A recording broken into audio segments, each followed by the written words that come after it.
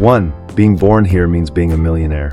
Qatar, a small nation on the Arabian Peninsula, is one of the flattest countries in the world. Its entire land is desert with sand dunes, and it has no natural forests. Simply being born there almost automatically makes you wealthy beyond most people's wildest dreams. We're talking about a GDP per capita that exceeded $112,000 in 2024, ranking 5th in the entire world. Qatari citizens don't pay income tax. They haven't been subject to VAT for many years. Nearly all expenses for health, education, utilities, and even fuel are either completely free or heavily subsidized by the government. But it gets even better than free. Qatari citizens are actually paid by the state just to exist. When they get married, they may be granted land, public housing, or direct financial support. If they have children, they receive additional child-rearing allowances. In many cases, citizens receive monthly stipends as if they're drawing dividends from the national budget. These payments are often enough to maintain a comfortable living without needing full-time employment. The reason for this incredible generosity is simple mathematics. Qatar has only about 300,000 actual citizens, yet possesses massive wealth from oil, natural gas, and sovereign wealth funds like the Qatar Investment Authority. The government uses this revenue to distribute benefits directly to the population, creating one of the most generous social welfare systems in the world. Many citizens whose families have made special contributions are given indirect ownership in corporations like Qatar Airways or state-owned banks. This grants them stable long-term wealth without needing to work traditional jobs. However, and this is crucial to understand, these privileges are reserved solely for native citizens. Nearly 90% of the population living in Qatar are migrant workers who receive no welfare benefits. However, and this is crucial to understand, these privileges are reserved solely for native citizens.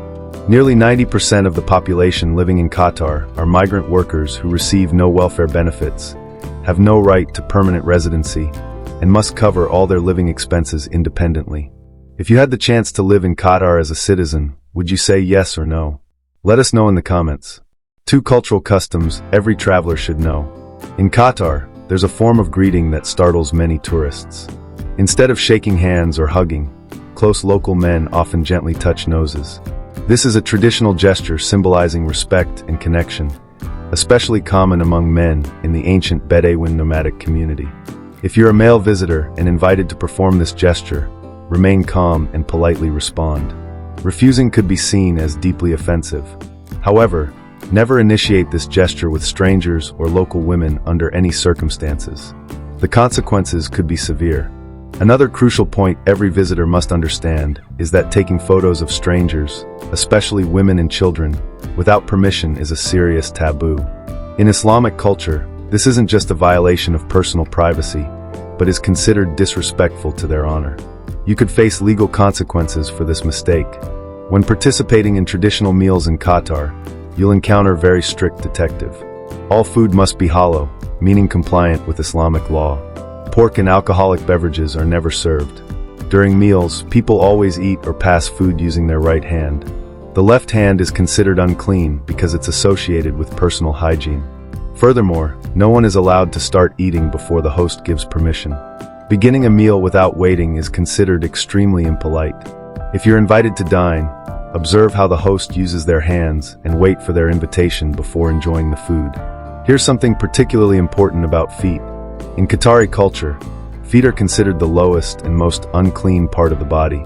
If you sit cross-legged and expose the soles of your shoes toward others, especially in meetings or formal settings, your action may be interpreted as offensive and provocative, even if completely unintentional. These are just some typical rules. If you think these tips are useful, go ahead and share this video with your friends. And if you're watching on your phone, don't just stop at the like button. Tap the hype button right below. It really helps me earn a bit of extra income, and we promise to keep bringing you exciting content. 3. What's normal in Qatar is strange to the rest of the world. Qatar takes climate control to absolutely insane levels. While you might struggle with electricity bills from air conditioning, Qatar installs air conditioning right on the streets, in bus stops, outdoors, and even in traditional markets. Traffic lights have misting systems to cool things down. When temperatures reach 50 degrees Celsius or 122 degrees Fahrenheit in summer, Qatar's solution isn't just to drink plenty of water. It's to air condition the entire outdoors. The daily schedule in Qatar is completely backwards from most of the world. In many countries, 1000 p.m. is bedtime, but in Qatar, nightlife really starts at midnight. Due to extreme daytime heat, many Qataris prefer going out shopping and dining at 11 p.m. or 1 to 2 a.m. The entire social rhythm of the country shifts to accommodate the climate. Qatar has no rivers or natural lakes, but its people never lack for water. They use the world's most advanced desalination technology to turn seawater into clean drinking water, sufficient for millions of residents. Qatar cools entire streets and lives by a midnight rhythm. It's fascinating, right? Comment number 1. If you think it's smart adaptation, or 2, if it feels over the top for Qatari women beautiful and single. Qatari women possess the distinctive beauty of the Gulf region with large eyes, long eyelids, high noses, and smooth skin. Walking through shopping malls, you'll easily notice Qatari women dressed in modest clothing that combines elegance with mystery. They're not only beautiful, but also symbols of independence and resilience in a rapidly changing society. However, here's where things get surprising. The rate of single women aged 25 to 39 in Qatar is extremely high, reaching about 25%. One main reason is that the national divorce rate exceeds 30%. Combined with restrictive policies on marrying foreigners, this makes many women hesitant to enter marriage. Qatari women maintain discreet lifestyles, rarely using dating apps and seldom posting personal photos on social media. In daily life, it's almost taboo for a man to start a conversation with a woman in public. This combination of cultural barriers and social regulations makes finding a life partner in Qatar particularly challenging, even for beautiful, educated, and financially independent women. 5.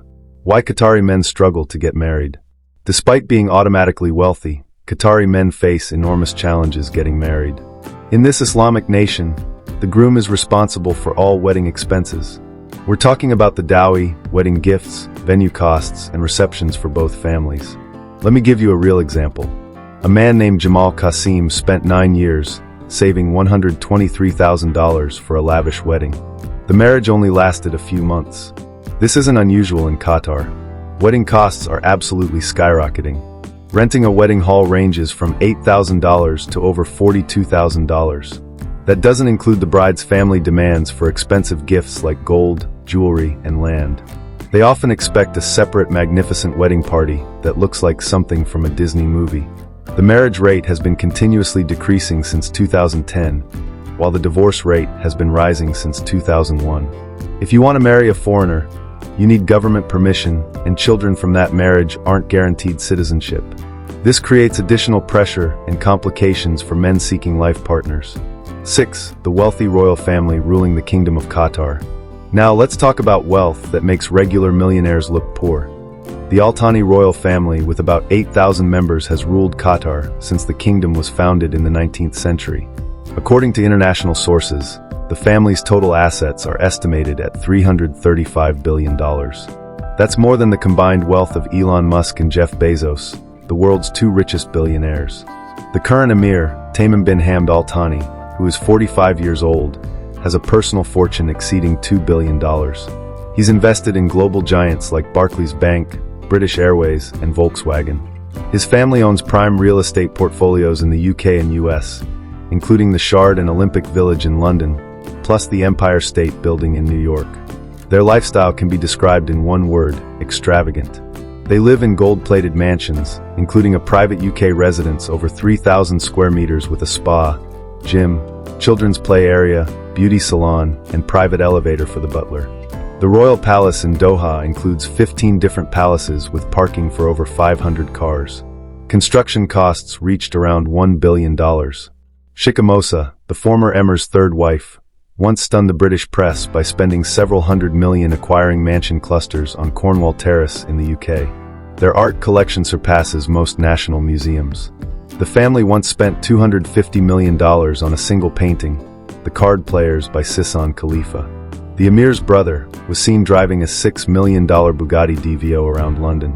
His collection includes a Ferrari Monza SP2, Lamborghini Centenario, and McLaren P1. Their garage is probably bigger than the entire supercar showrooms in Dubai. The Katara, their $400 million yacht, is a floating palace accommodating 35 guests and nearly 100 crew members featuring gym, IPSA, pool, salon, and game room. Despite this incredible wealth, they're not the world's wealthiest royal family. That title belongs to Saudi Arabia's House of Saud with estimated fortunes between $4 and $1, 5 trillion. 7 strange facts surrounding the 2022 World Cup in Qatar. The 2022 World Cup wasn't just the first held in a Middle Eastern country. It was one of the strangest World Cups in history. This was the first Winter World Cup ever moved to November-December. Even in winter, outdoor temperatures remain high. So, Qatar installed massive air conditioning systems in stadiums to cool players and spectators. You heard correctly, outdoor air conditioning for entire stadiums. This system uses solar energy to keep field temperatures below 27 degrees Celsius, making it feel like playing in a VIP room. Qatar built 8 modern stadiums, with Stadium 974 being the first in World Cup history that can be completely dismantled after the tournament. They implemented AI referee technology to quickly detect offsides. This was the first time football witnessed robot referees in action. The Al Thani royal family spent a staggering $220 billion hosting the 2022 World Cup, making it the most expensive World Cup in history. That's more than 10 times the cost of previous tournaments in Russia and Brazil combined. They also own Paris Saint-Germain Football Club in France, demonstrating their passion for sports extends far beyond hosting events. 8 Doha, the heart of Qatar. Doha, Qatar's capital, houses over 80% of the national population. With enormous oil and gas revenues, the government invested heavily to transform Doha into a global city, leading Middle Eastern modernization. Founded in 1820 and becoming capital in 1971, the city underwent unprecedented construction waves. Entire old neighborhoods were demolished for modern metropolis development. The government invited top world architects demanding innovation and creativity, aligned with building a capital unlike anything existing on the world map. Doha was nearly reborn from barren land with no mountains, rivers, greenery, or biodiversity, transforming this landscape into a model city. In just 3 decades, Doha emerged as a global urban center with large-scale projects, skyscrapers, and state-of-the-art commercial and financial complexes. In May 2015, the city was recognized as one of 7 new urban wonders of the world. The standout feature is the Pearl Car, an artificial island covering nearly 14 square kilometers off West Bay Lagoon coast. Connected to the mainland by bridges, it hosts luxury villas, apartments, 5-star hotels, shopping centers, and high-end resorts. Beginning in 2004 with an estimated $5 billion budget, total completion costs reached nearly $15 billion. The Pearl attracts global elites, including entrepreneurs, politicians, and international celebrities for living and investment, becoming not just a dream residence for Qatar's ultra-wealthy, but a symbol of the country's ambitious urban development vision. 9. Qatar was once extremely poor. Qatar was once a forgotten land on the Arab map, mostly desert with a sparse population living primarily by fishing, pearl diving, and small-scale Persian Gulf trading. For centuries, the Qatar Peninsula fell under major empire influences, including Persian, Ottoman, and later British empires, but maintained autonomy thanks to isolated geography and minor regional strategic importance. This condition allowed Qatar to avoid major wars and maintain long-term stability, setting the foundation for future prosperity. The turning point came in the mid-century, when massive oil and natural gas reserves were discovered underground. From a poor country reliant on pearls, Qatar rapidly transformed into one of the world's richest nations by GDP per capita. Achieving full independence from Britain in 1971 marked when Qatar officially stepped onto the regional political stage as a sovereign nation. Drawing from historical lessons, modern Qatar crafted flexible foreign policy and successfully established itself as a regional crisis mediator. Notable examples include serving as intermediary in U.S. Taliban negotiations and hosting peace talks between Palestinian factions. This diplomatic approach, combined with enormous natural resource wealth, positioned Qatar as a major player in international affairs despite its small size and population. 10. The culture of tea and coffee in Qatar. If you visit a Qatari home, even intending to stand at the door briefly, the host will offer tea or coffee. Refusal isn't an option here. Declining can be seen as disrespectful. Be prepared, as Qataris drink tea and coffee all day long from early morning until late night. Their traditional coffee is Qawa Arab coffee with cardamom, saffron, and sometimes cloves and orange blossom without sugar. For sweetness, you'll be served dates alongside. Coffee is poured from a traditional dalapot, filling only 1/3 of small cups. If you want more, the host automatically refills. But if you've had enough, gently shake your cup. That's the signal to stop. Besides Qawa, Qataris love Karak, an extremely popular milk tea made from black tea, condensed milk, sugar, and spices like cardamom, cinnamon, and ginger, creating rich, flavorful taste. Despite Qatar having the world's highest per capita income, Karak is among the cheapest purchases, only 30 to 50 cents per cup. You won't find seating at Karak stalls, as most are small roadside stands where customers buy tea and drink standing or take away. This creates a unique social dynamic where people from all economic levels gather at these simple stalls, creating moments of equality in an otherwise highly stratified society. 11. In Qatar, Friday and Saturday are the weekend. Qatar's weekend falls on Friday and Saturday, not Saturday and Sunday like the US and many other countries. The main reason is Friday being Islam's holiest day. Muslims take time for prayer and rest. So most businesses, government offices, and schools close mornings for noon mosque prayers. Before 2013, Qatar and many Islamic countries had Thursday-Friday weekends. However, to align with global work schedules, the Qatari government switched to Friday-Saturday. This makes trading with European and American countries much easier, demonstrating how Qatar balances religious traditions with international business needs. If you visit Qatar Friday morning and see everything closed, don't worry. Afternoon prayer, the entire city comes back to life with a vibrant atmosphere. This rhythm creates a unique weekly cycle where religious observance and modern commerce coexist harmoniously. 12. The falcon, a symbol and pride of Qatar. In Qatar, the falcon isn't just a bird. It symbolizes power, tradition, and status. For Qataris, the falcon is a companion and even a family member. If you hold a Qatari Royale note, you'll see the falcon image printed on it. You can find the falcon emblem widely used in military and government insignias. Many large companies and organizations in Qatar incorporate the falcon in their logos. What's even more astonishing is the value of a falcon. A well-trained hunting falcon can cost anywhere from $15,000 to over $500,000, with some rare ones being as expensive as a Rolls-Royce. In Qatar, there's even a special passport for falcons. This allows them to fly internationally without hassle. On Qatar Airways flights, you might see falcons sitting in business class as they're not classified as checked luggage. Moreover, in Doha, there's the Souq Waqif Falcon Hospital, which treats and examines falcon. This is a world-class hospital dedicated to falcons. Equipped with very modern technology in Qatar, falcons are truly the nobility of the animal kingdom. 13. Famous dishes in Qatar. Qatari cuisine is a delicate fusion of traditional Arab flavors and influences from neighboring culinary cultures, with the most notable dish being machine. This is the most popular meat and rice dish in Qatar, commonly found in daily meals and festive occasions. The main ingredient is basmati rice cooked with various meats such as chicken, beef, lamb, fish, or even camel after being richly marinated with turmeric, cloves, cardamom, and cinnamon. When served, Qataris often drizzle lemon juice or rose water to enhance aroma and may add spicy salsa sauce for extra flavor. Though simple, this dish is a true symbol of local culinary culture, representing the intersection of nomadic traditions and settled agricultural practices. Another traditional dish is theft, often described as Arab-style lasagna. It consists of stewed meat with vegetables like carrots, onions, and potatoes cooked in tomato sauce with Gulf region spices. When served, thin bread is placed at the bowl's bottom, soaking up rich broth.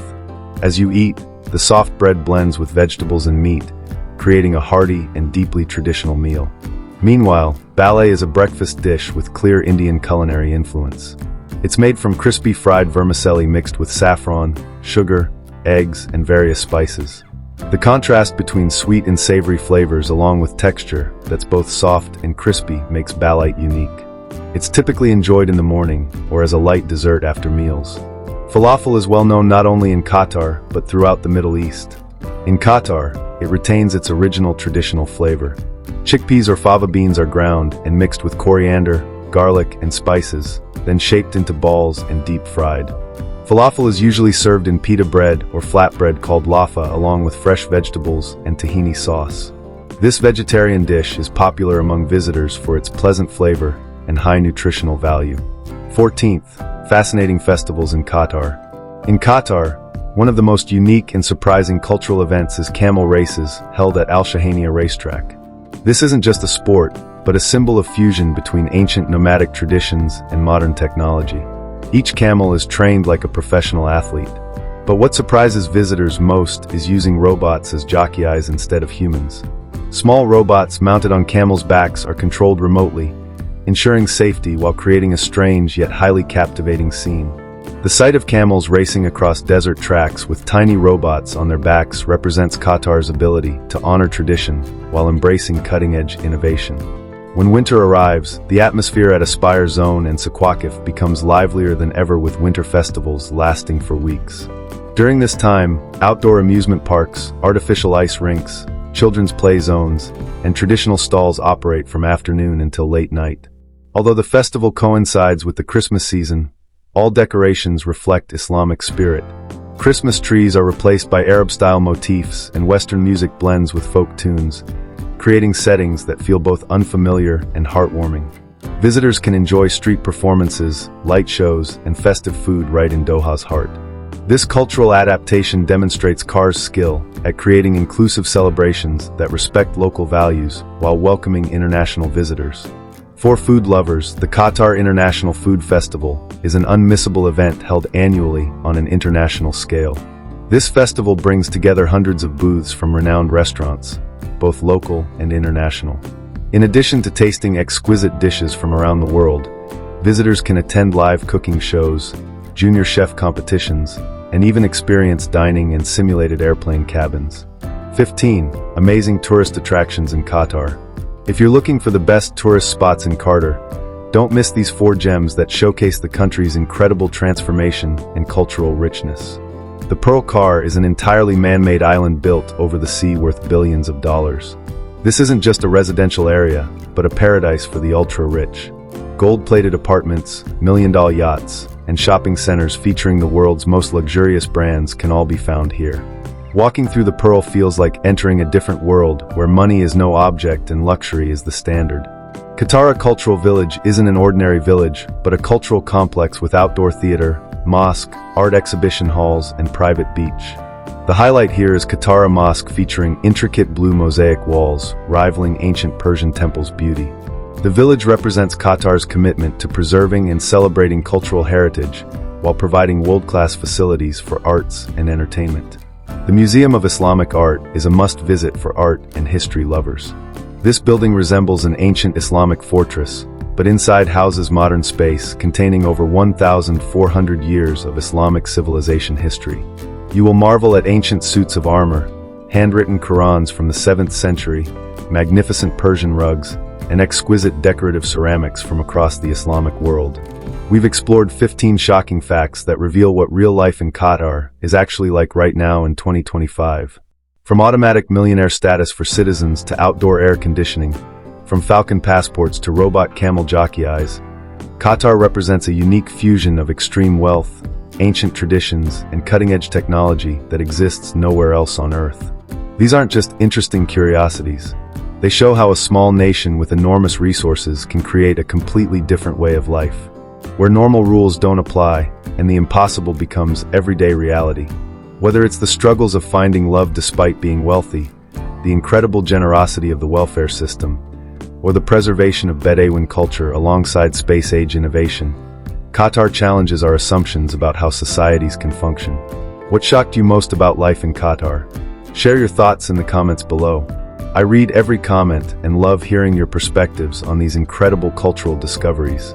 And don't forget to hit subscribe, turn on notifications bell, so we can see you again in our next video. Thanks so much for hanging out with us today. I hope you enjoyed it. Your support truly means the world. Wishing you the best of luck. Thanks so much for watching. If you have any thoughts or stories to share, drop a comment below. Give us a like if you found this helpful, and make sure to subscribe so you never miss out. We'll see you again soon. Take care and stay.